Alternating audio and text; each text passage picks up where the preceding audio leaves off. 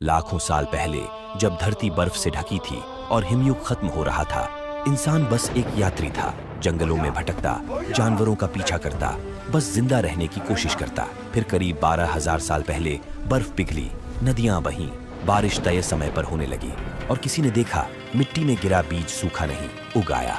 यहीं से शुरू हुई मानव इतिहास की सबसे बड़ी क्रांति, खेती। 9,000 साल पहले इंसान ने पहली बार धरती जोती और शिकारी से किसान बन गया। पर सवाल अब भी है, कहां और किसने बोई थी पहली फसल? चलिए लौटते हैं 9,000 साल पीछे, इसलिए वीडियो को अंत तक जरूर देखिएगा। कहानी की शुरुआत होती है करीब 2 लाख साल पहले, जब धरती अभी भी बर्फ और जंगलों के बीच सांस ले रही थी। उसी समय अफ्रीका के मैदानों में एक नई प्रजाति जन्मी। शुरुआत में उनका जीवन बेहद कठिन था। उनके पास न घर था, न ही कोई भाषा। बस छोटे छोटे समूहों में रहकर वे शिकार करते और हर दिन बस जीवित रहने की जंग लड़ते। आज भी इथियोपिया और केन्या की पुरानी चट्टानों से मिले फॉसिल हमें उसी पहले इंसान की कहानी सुनाते हैं, जिसने नेचर को समझने की पहली कोशिश की थी। लेकिन हजारों साल बाद धरती ने करवट ली। जंगल सूखने लगे, नदियां रास्ता भूल गईं और भोजन की तलाश मुश्किल हो गई। तब जिंदा रहने की जिद ने उन्हें एक साहसी फैसला लेने पर मजबूर किया, एक नई दुनिया की खोज। यहीं से शुरू हुआ इंसान का सबसे लंबा और महान सफर। आज से लगभग 70,000 साल पहले कुछ हजार लोगों का एक छोटा सा समूह अफ्रीका से बाहर निकला। उन्होंने लाल सागर पार किया और अरब के रास्ते एशिया की ओर बढ़ चले। वैज्ञानिक इसे out of Africa migration theory कहते हैं, लेकिन यह कोई किताबी सिद्धांत नहीं, बल्कि एक सच्चाई है जो आज भी हमारी नसों में दौड़ते खून में छिपी है। 2019 में हुई डीएनए की आधुनिक खोजें बताती हैं कि हम भारतीय उन्हीं महान यात्रियों के वंशज हैं। हजारों किलोमीटर का सफर तय करने के बाद करीब 65,000 साल पहले उनके पहले कदम भारत की उपजाऊ धरती पर पड़े। यह जमीन उनके लिए किसी वरदान से कम नहीं थी। उन्होंने नर्मदा जैसी नदियों के किनारे अपना पहला घर बनाया। भीमबेटका की गुफाओं की दीवारों पर उन्होंने अपने जीवन के रंग उकेरे, शिकार करते हुए, नाचते हुए, जश्न मनाते हुए। उनके बनाए पत्थर के औजार आज भी हमें उस दौर की याद दिलाते हैं जब भारत में इंसान ने पहली बार बसना सीखा। वे अब इस धरती के मालिक थे, शिकार करने में माहिर, नेचर के हर रहस्य से वाकिफ। तो फिर ऐसा क्या हुआ कि इन माहिर शिकारियों को घूमना छोड़कर एक जगह टिकने की जरूरत पड़ गई? उन्होंने धरती को जोतना और बीज बोना क्यों शुरू किया? और कौन था इतिहास का वो पहला किसान जिसने आज से 9,000 साल पहले मेहरगढ़ की जमीन पर खेती की नींव रखी?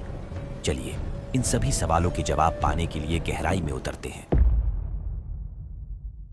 अब इंसान भारत के लगभग हर कोने में फैल चुका था।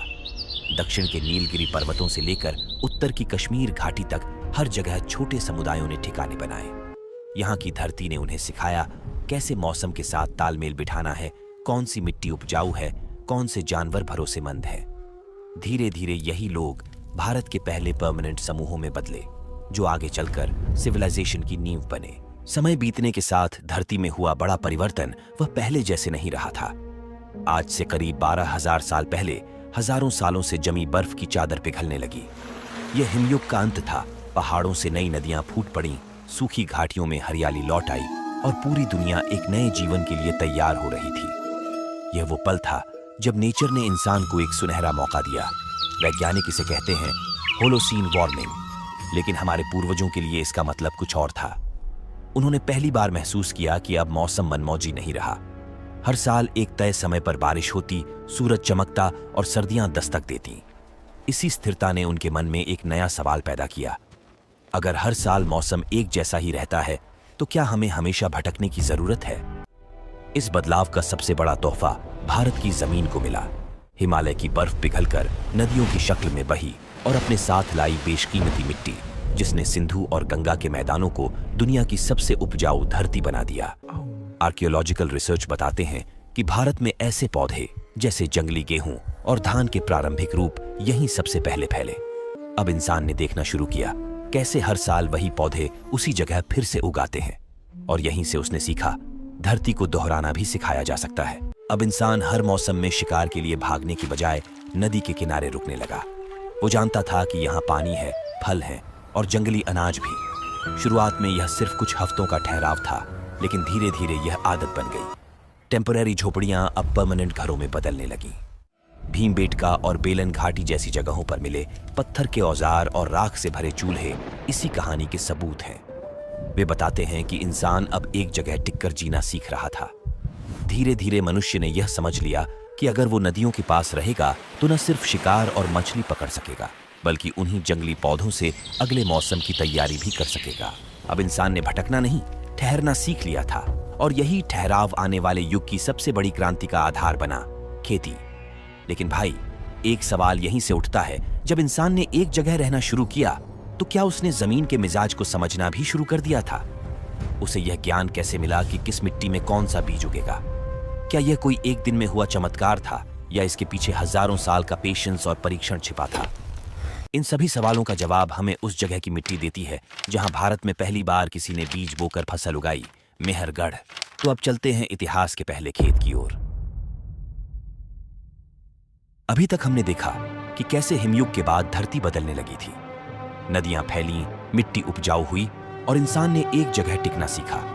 लेकिन कहानी यही नहीं रुकती, क्योंकि अब इंसान एक जगह रुकने ने उसके अंदर एक नई जिज्ञासा को जन्म दिया। उसने देखा, पौधे हर साल मिट्टी से खुद उगते हैं, फिर मर जाते हैं, और फिर अगले मौसम में वहीं से नए अंकुर निकल आते हैं। उसे लगा, धरती के अंदर कोई रहस्य छिपा है। यही जिज्ञासा अब इतिहास की सबसे बड़ी खोज में बदलने वाली थी। आज से लगभग 9000 साल पहले भारतीय उपमहाद्वीप के उत्तर पश्चिम में एक छोटा सा बस्ती क्षेत्र था, मेहरगढ़। आज यह इलाका पाकिस्तान के बलूचिस्तान में है, लेकिन तब यह सबसे उपजाऊ मैदानों में से एक था, जहां पहाड़ों से आने वाली नदियां धरती को सींचती थीं। साल था 1974। इनका नेतृत्व French archaeological mission to Pakistan के अंतर्गत जीन फ्रांसवा जारगे और उनकी पत्नी कैथरीन जारगे के निर्देशन में खुदाई की जा रही थी। बलूचिस्तान की सूखी, धूल भरी घाटी, जहां दिन में तापमान 45 डिग्री तक पहुंच जाता, उनका उद्देश्य था किसी पुराने गांव के निशान ढूंढना। दिन सामान्य था, लेकिन दोपहर होते होते एक मजदूर का औजार किसी कठोर चीज से टकराया। पहले तो सबको लगा शायद कोई पत्थर होगा। मिट्टी हटाई गई तो नीचे कुछ दिखाई दिया, कुछ अजीब सा जो नेचुरल नहीं लग रहा था। वो था मिट्टी से बना एक छोटा सा घर का हिस्सा। दीवारें समतल, ईंटें सजी हुई, और साथ में कुछ बिखरे हुए जले हुए अनाज के दाने। यह कोई साधारण बस्ती नहीं थी, यह दुनिया के सबसे पुराने फार्मर विलेजेस में से एक था।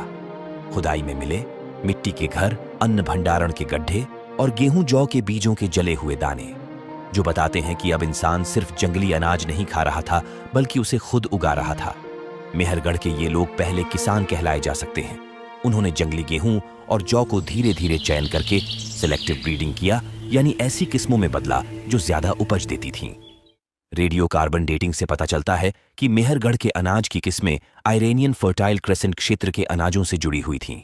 इससे यह संकेत मिलता है कि फसलों के ज्ञान पश्चिम से आया था, लेकिन भारत ने उन्हें सिर्फ अपनाया नहीं, उसे अपना बना लिया, क्योंकि यहाँ के किसान पश्चिम के मौसम से अलग माहौल में उसी बीज को नई जमीन पर पनपाने में सफल हुए।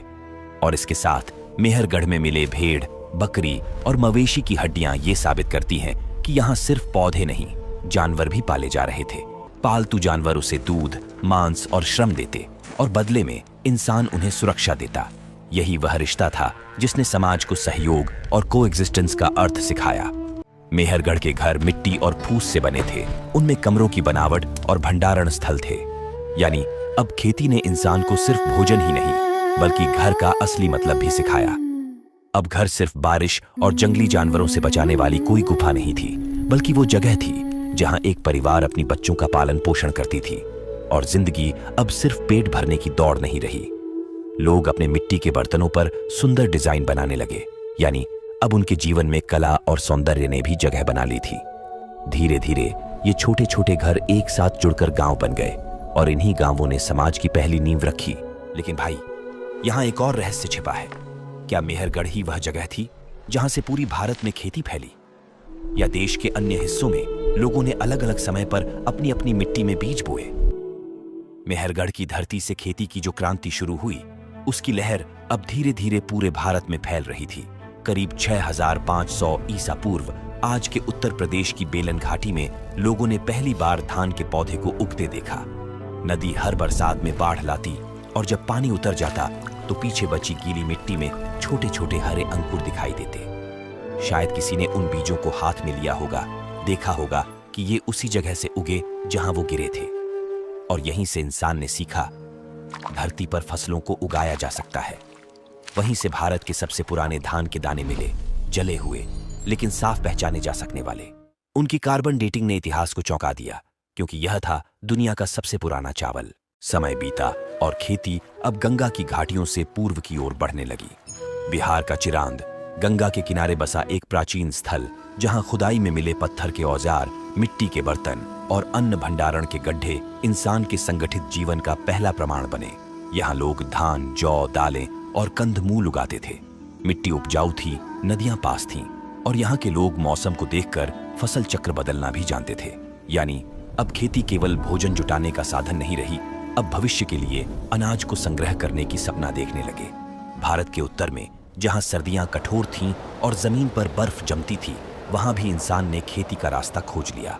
अब यह कहानी पहुंचती है ऊंचे पहाड़ों और बर्फीली हवाओं के बीच बसे कश्मीर में। यहां बुरझोम नाम की एक जगह पर लोगों ने खेती करने का एक अनोखा तरीका खोज निकाला था। कड़कड़ाती ठंड से बचने के लिए वे जमीन के नीचे गड्ढे बनाकर अपने घर तैयार करते थे। ये घर न सिर्फ उन्हें गर्म रखते, बल्कि उनकी फसलों को भी सुरक्षित रखते थे। यहाँ की मिट्टी से मिले गेहूं और जौ के दाने और पत्थर की बनी हंसियां इस बात का सबूत हैं कि खेती का ज्ञान अब सिर्फ मैदानों तक सीमित नहीं था। इंसान ने इसे कश्मीर की ठंडी जलवायु के हिसाब से भी ढाल लिया था।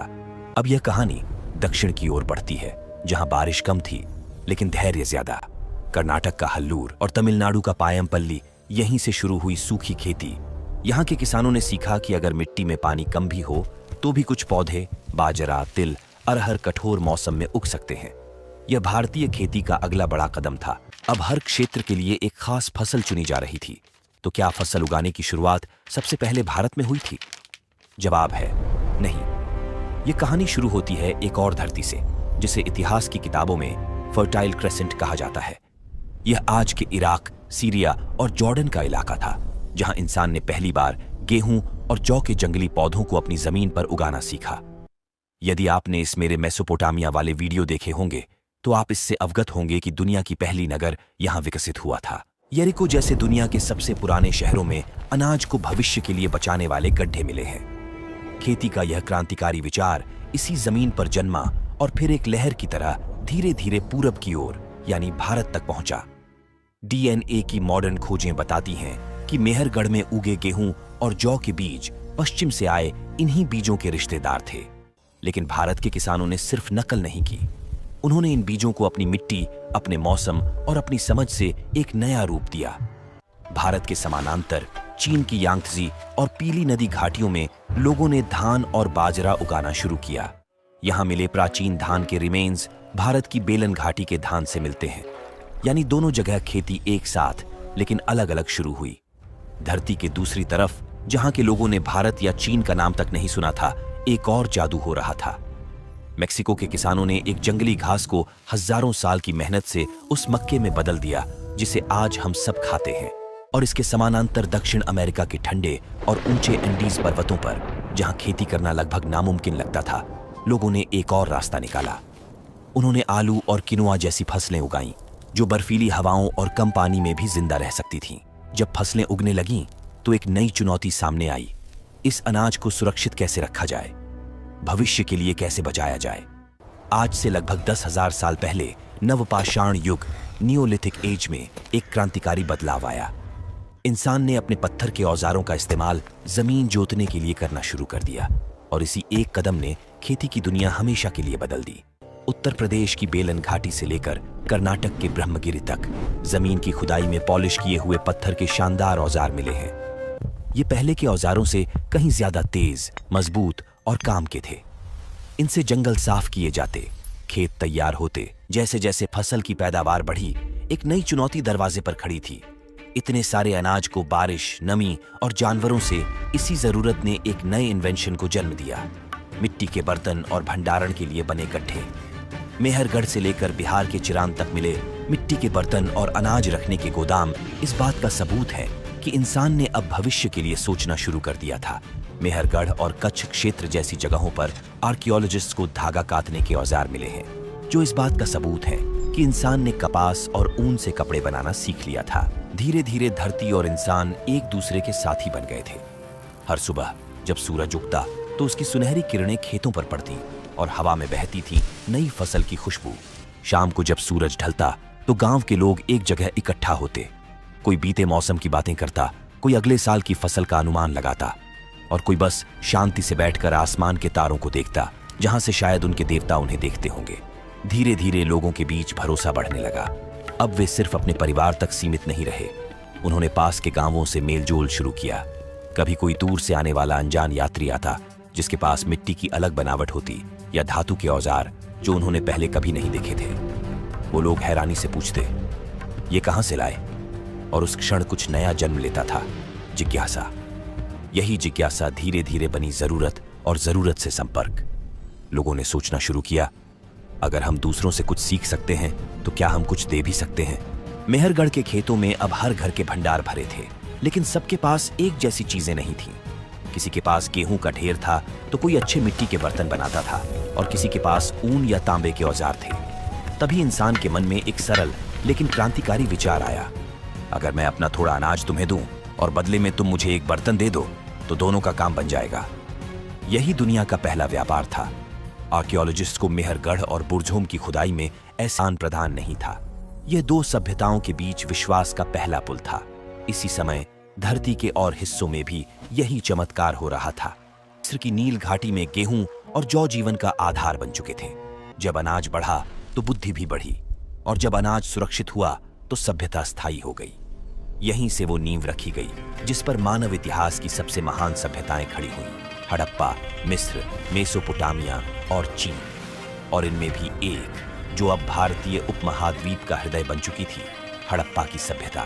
अब फसलें इतनी बढ़ गई थीं कि उनका भंडारण अकेले किसी एक के बस की बात नहीं रही। लेकिन इसी के साथ एक नया नियम बन चुका था, जिनके पास अन्न का भंडार था, अब असली सत्ता भी उनके हाथों में थी। वे ही तय करते थे कौन कितना अन्न पाएगा और कौन उसका हिसाब रखेगा। यहीं से जन्म हुआ ऑर्गेनाइज्ड सोसाइटी और इनिशियल एडमिनिस्ट्रेशन। अब इंसान ने सीख लिया था कि अकेला जीवन नहीं बनता, जीवन बनता है साथ मिलकर। ये गांव किसी एक व्यक्ति के नहीं थे, ये समाज के थे। और यहीं से शुरू हुई समुदाय की अवधारणा, जहां हर व्यक्ति एक बड़ी कहानी का हिस्सा था। फसलें बढ़ीं, वैसे वैसे जरूरतें भी बढ़ीं। अब हर कोई किसान नहीं था। किसी ने मिट्टी से बर्तन बनाना सीखा, किसी ने तांबे से औजार गढ़ना, तो कोई मणि पत्थरों को तराशने लगा। यहां से शुरू हुआ लेबर का डिवीजन, यानी हर काम की अपनी अहमियत। नवदातोली, मध्य प्रदेश और ब्रह्मगिरी, कर्नाटक की खुदाइयों में ऐसे औजार मिले हैं जो बताते हैं कि भारत में हर क्षेत्र अपने अपने विशेष कामों में निपुण था। इंसान अब पत्थरों पर भी अपनी कहानी उकेरने लगा था। मध्य प्रदेश की घने जंगलों के बीच रायसेन जिले की पहाड़ियों में एक जगह है भीमबेटका। कई हजार साल तक यह जगह बस एक शांत घाटी थी। किसी को नहीं पता था कि इन पत्थरों के बीच मानव इतिहास की सबसे पुरानी कहानियां छिपी हैं।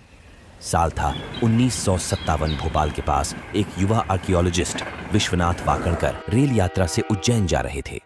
रेल की खिड़की से बाहर देखते हुए उन्होंने कुछ अजीब सी चट्टानें देखी। अब सवाल आपसे, लाल आप ये वीडियो भारत की किस राज्य से उन्होंने स्पेन की प्रसिद्ध आपका शुभ नाम क्या है? केव पेंटिंग्स तो दोस्तों हमें कमेंट में जरूर ट्रेन से उतरकर उन पहाड़ियों में गए। वहां उन्होंने देखा दीवारों पर बने थे हजारों साल पुराने रंगीन चित्र। कहीं लाल मिट्टी से बने मानव आकृतियां, कहीं सफेद रंग से उकेरे गए जानवर, कहीं शिकार करते लोग, कहीं पेड़, सूर्य और चांद के प्रतीक। आज भीमबेटका में 700 से ज्यादा गुफाएं हैं और उनमें से लगभग 400 गुफाओं में चित्र मिले हैं। इनमें से कुछ चित्र 30,000 साल पुराने हैं, यानी पुरापाषाण काल के। कुछ नए चित्र नवपाषाण काल के हैं, जहां लोग अब खेती कर रहे थे और जानवर पाल रहे थे। कुछ चित्र इतने बारीक हैं कि आप उनमें जानवरों की आंखों की दिशा तक देख सकते हैं। रंगों में मुख्यतः लाल और सफेद इस्तेमाल हुआ है, जो प्राकृतिक खनिजों, हेमेटाइट, जीरू और चूने से बने थे। इसलिए इस लोगों ने अपने चारों ओर की हर शक्ति को नाम देना शुरू किया। हवा जो सांस देती थी, वायु देवता; बारिश जो जीवन देती थी, इंद्र; आग जो रोशनी और गर्मी देती थी, अग्नि; पानी जो सबको जोड़ता था, वरुण; और सूर्य जो हर सुबह नई आशा देता था, सूर्यदेव। वही परंपरा थी जो आगे चलकर वैदिक युग में फली फूली। ऋग्वेद के मंत्रों में वही भावना गूंजती है जिसे हमने इस वैदिक काल के डॉक्यूमेंट्री वीडियो में देख चुके हैं। अब सवाल आपसे, आप ये वीडियो भारत के किस राज्य से देख रहे हैं और आपका शुभ नाम क्या है? तो दोस्तों, हमें कमेंट में जरूर बताइए।